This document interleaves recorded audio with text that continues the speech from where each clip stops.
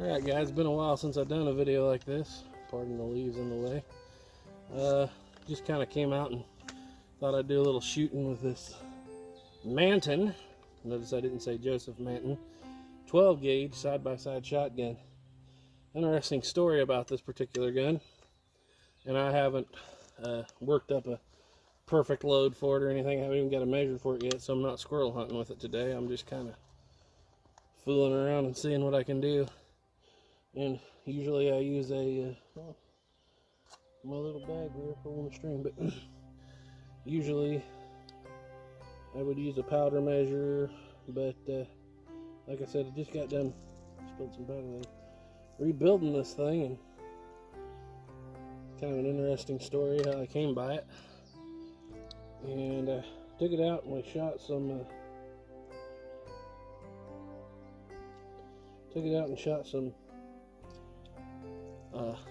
apples the other day. I made a short of it, just throwing some old rotten apples up in the air and shooting them. And of course Caleb outshot me, but there's nothing new about that.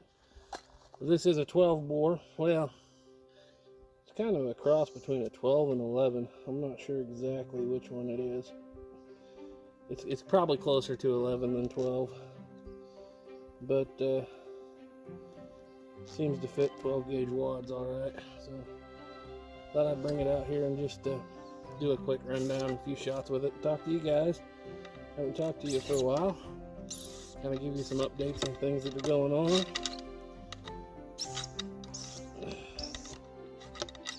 To be perfectly honest, I haven't patterned this one on a board, but I have kind of over the years found a loading process that works for me.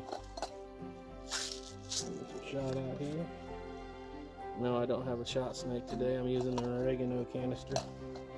Pardon me.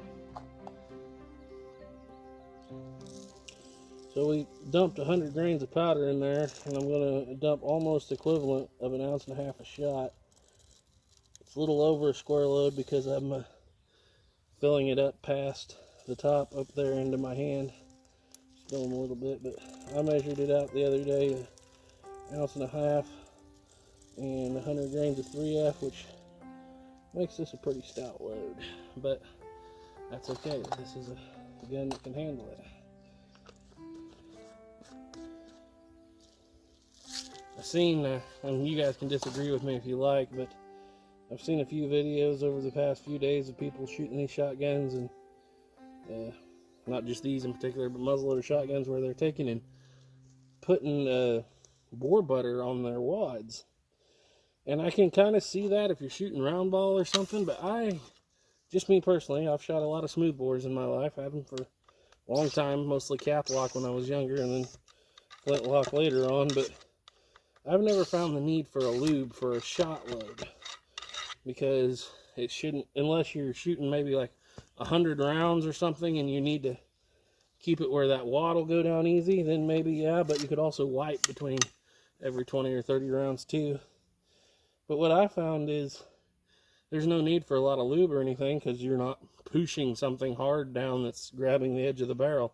The shot just falls down, the cards just kind of fit down. And if you're starting to get so dirty you can't load it, just take you a patch and wipe it. That's the way I see it anyway. Let me just load it up here. We'll turn around and see if we can blast something over in the background. I don't know what's behind me necessarily. I'll just find a target. Like I said, not a big patterning deal with this shotgun. Just me loading and shooting. Just kind of having some fun with it. Alright, let's turn around here. I see a log on the ground.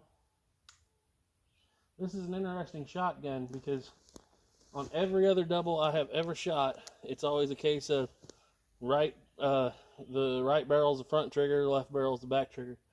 And it's either you're right up front or you're left behind. Well, on this gun, you're left up front or you're right behind. Let's try the back barrel first.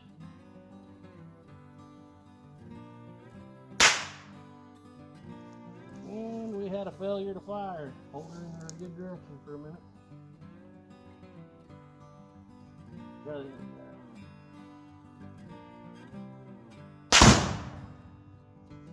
That is because I cleaned it last night and I oiled it, and I forgot to run a cap down it after I oiled it.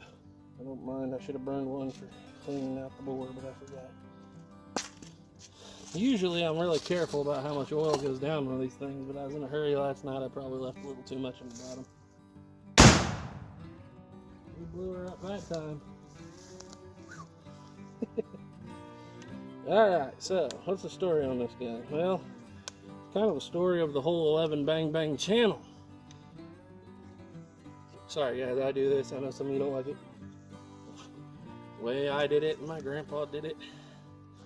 None of us have blown our head off with an empty gun yet. But anyway, if you'll notice, we haven't been putting out a lot of videos on 11 Bang Bang, and the age of us putting out weekly videos on 11 Bang Bang, I think, is pretty much over. Turns out that with this, what CNN calls the greatest economy, whatever, that we've ever had, just can't afford to live, or there wasn't enough labor for both Ethan and I here. And Ethan had a different set of skills than I did, let's say. And so he quit the ranch. He quit the ranch and he went on in and got himself a pretty high-paying job as a professional gunsmith, helping run a gun shop in the local town. It's been about a month ago. And with that went the ability for us to just randomly, whenever we needed to, come out and make a video, which we didn't really have that anyway. It was only Sundays, but now it's even more difficult. And so it was kind of building up to that anyway, because he was going to the military all the time, doing military stuff, and so Caleb and I were running it, and I got burnt out, as you know, and so I told Ethan he was going to take over some of it, and he did for a while. But then Caleb got bit by the love bug and has himself probably a soon-to-be bride about 6 months from now, and he's in the process of restoring a house for her, and I've been helping him. But what that means is he's moved further away, and I'm more busy because I'm by myself, and Ethan's gone all the time, and I think the days of weekly uploads over there are just pretty well done. And that's fine. It was a great 5 years run that way. And we will still be uploading, probably either this Sunday or next Sunday, depending on how it works out. I'm going to be uploading the part 3 of the Trapdoor series. And I know that Ethan is working feverishly to attempt to get the video out this year for Guns of the Pilgrims, or Guns of Colonial America, because technically the Pilgrims weren't the first ones here. I like to include Jamestown in that. But he's working pretty hard to get that all done. And we have the guns built, 3 guns built for that, and he's ordered the clothing, but that won't be until November. So we'll probably get some powder tests and stuff out, guys. For those of you that I've kept promising to get videos out for, I'm sorry, but some of them just aren't ever going to get out. And it's just, from now on, mostly the videos over there are going to be our big videos that we focus on, because for us to find one day a month now with all of us brothers, life's moved on, we've moved on, things have gotten different, you know.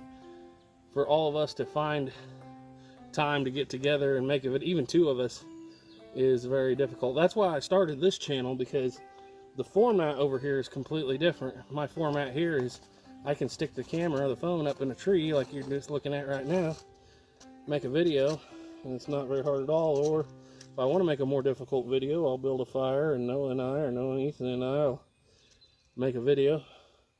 But it's a different format, shall we say. And so, yeah, the days of just doing the ing and ding videos over there are probably pretty well done. But like I said, that's fine. It's not the end of the world.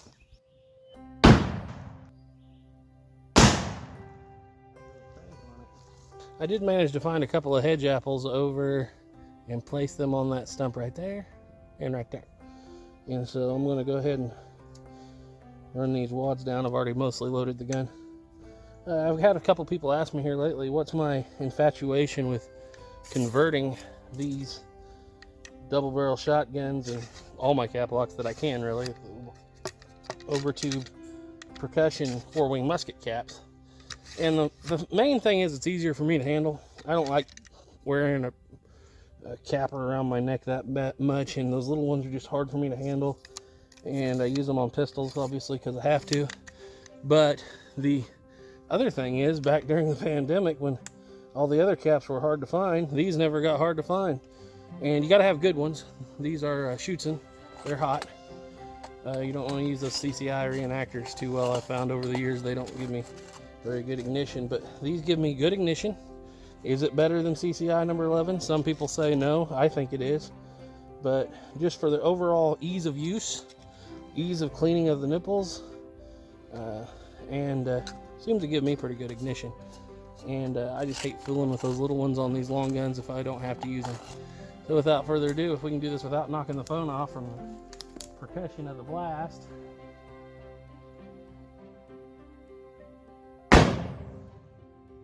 No, but we knocked both of the hedge apples off. We'll shoot that one over there.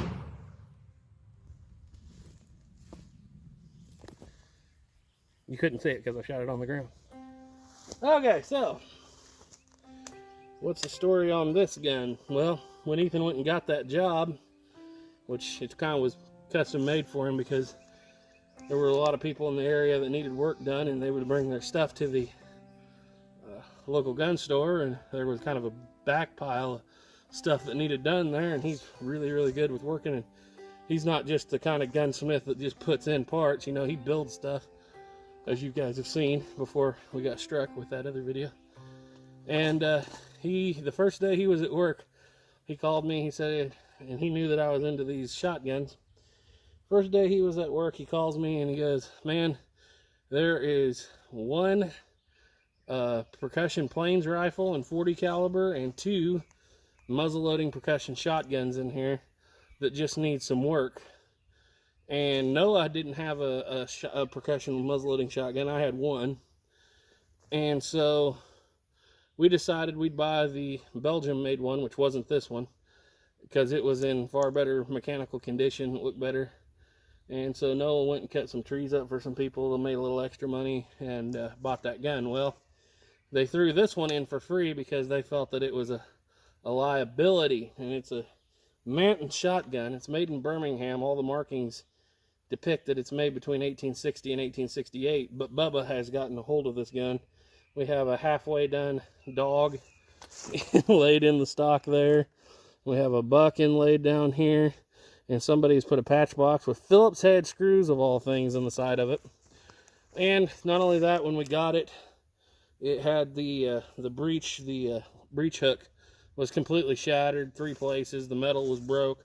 The nipples were rusted in and beaten down flat. And so I just took a couple days and I just went to work on it. You know, we welded up the breech hook. I reworked the locks, which this one's giving me a little trouble, but that's just because I didn't tighten it enough. I drilled out the old nipples and they were a little under a quarter. And so I drilled them up and tapped them for 1/4 28 and replaced them with musket cap nipples. Now, whoever had this had done a bluing job that wasn't very good on it. And, you know, it's got mismatching hammers. But I found with about 3 days worth of work, you know, 3 evenings, I pretty well easily put a working 12 gauge muzzleloading shotgun back together that I got for free. And like I said, this is a Manton, kind of related to Joseph Manton, but this isn't him. He was already pretty well out of the business at this point, and Manton shotguns making him more, you know, his original guns are very expensive, very high end, all the way back into flintlock double barrels. But, you know, in the 1850s and 60s, a lot of people were putting Manton locks on Belgium guns and everything else just to try to make, you know, off the name, just like W.S. Richards. But in this case, this is actually the Birmingham Mantons, which I believe has some ties to the original Joseph Manton, but not really. And it's really a commercial grade gun, you know, a hardware store grade gun. It's got a little engraving, but nothing fancy. But, you know, there were several different Mantons. There was the original, of course, the London. And then there was the Birminghams, which are kind of mid-grade. And then you had your Belgium-made guns that weren't that good. By the way, that other Belgium-made gun is not a Manton, and it's actually a really nice gun, surprisingly, that we got. But And you have, you have a lot of Belgian mades, and then there's even Indian made Mantons from clear back in the 1860s and 70s. But this is the Birmingham gun, and like I said, it's had a lot of parts replaced on it. Somebody chipped the wood out, so they put these little metal inserts in. And when I first looked at it, I was like, oh, that'll never be any good. But then I realized it's still a strong action, still a strong gun. The barrels are fine, the lock actions, the back actions were fine. So I was like, yeah, for free, I can make a working gun out of this. And it has worked this far. Let's see if we can make it work again. But yeah, Caleb is right now working on, we've been working for about a month on one of his guns. He has a 10 gauge Whitneyville double barrel. And he also has a side-by-side 20 gauge flintlock double barrel that he shoots a lot. Noah, of course, has that really nice 14 and 16 gauge, funny enough, 14 and 16 gauge shotgun. Side by side, 17 millimeter on one side, 17.9 on the other. Kind of an interesting deck, but it's a really nice, really solid shotgun. And it works pretty well. He's got that. Like I said, I got that Bernard Castle 15 gauge you saw me shooting a few months ago. And I have this one. So I guess just need to get Ethan one. Haven't figured it out yet. But like I said, if Ethan hadn't moved on and took that other job, wouldn't have this gun. So all worked out in the end. For the last 6 months or so, I've been trying to figure out real good historical loads for double barrel shotgun. Trying to find the ledgers and whatnot, asking around to a lot of people, because we know that in the trade gun era, that real early 1800s, late 1700s, it was very common to just wad a smoothbore with leaves or something, and it would be here too. But I kind of was questioning by the 1860s, 70s, surely a better method was available, and I did find quite a few references to pasteboard wads and felt wads.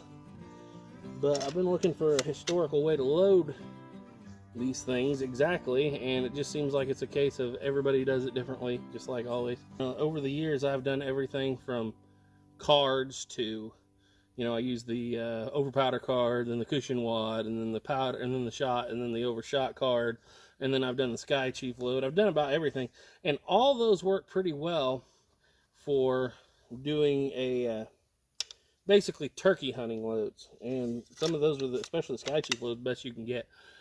But that's for when you're going out, generally sitting in the woods.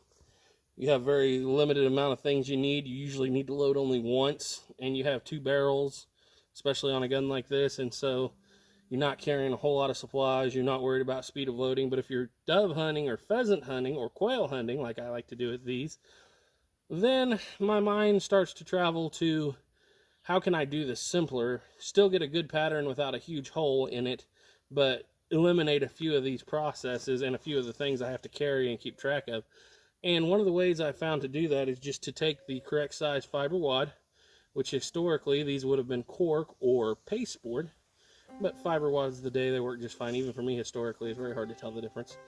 And so what I would do is I'll take and split them in half, and I'll run my powder down and then take half the card, or the wad, pardon me, the fiber wad, and run it down under the shot, and then put the shot on, and then put the other half of the wad on top. And it doesn't work on every gun, and it may not work on any of your guns. It works on the majority of mine. I tend to get using that with a square load, or a little heavier than square load, as far as a little more lead than powder. Remember, I haven't patterned this gun exactly yet, but I tend to get patterns that I don't blow holes out of, and all I wind up carrying in my bag is the shot, a few tools for working on the gun, the caps, and one kind of wad. And so that makes it very, very simple. So I was just looking at the footage and realized you guys can't see me shooting at all. And so I'm going to turn around and shoot this direction so that you can actually see this old beast roar. Okay.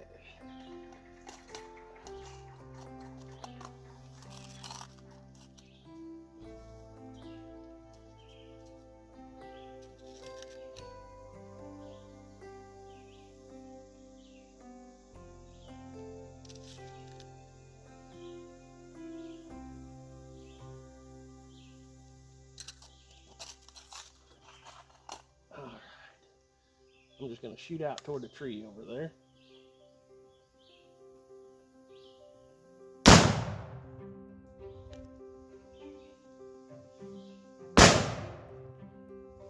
She makes quite a boom and quite a lot of smoke for that homemade 3-aught. Well, anyway, guys, that's about all I was going to do today. I'm just coming out here for the fun of it, shooting this gun. Thank you guys for watching. We're going to get into some more in-depth videos again with me and Noah. Just a little filler episode. The channel over here is growing way faster than I thought it would. In just a few months that I've been running it as a proper channel, we're up to 720 basically subscribers, give or take, right now. And so it's been a really good time. I haven't tried to grow this channel. You guys just keep showing up, and I appreciate it. Upcoming projects, and probably will be on this channel, is I'm working on a Hawken rifle, as a lot of you know. Octagon Garage, Robert sent me a full-length stock from Pecatonica. So now I just got to get the rest of the parts. I'm going to be working on that this fall. I've been leaning heavily into Turkey Creek 1823. I text him about every other day, and he's probably tired of all the times I've changed my mind on this feature or that and asking his opinion on it. But yeah, so that'll be coming up. Anyway, I hope you guys enjoyed this video. Thanks for watching. We'll see you on the next one.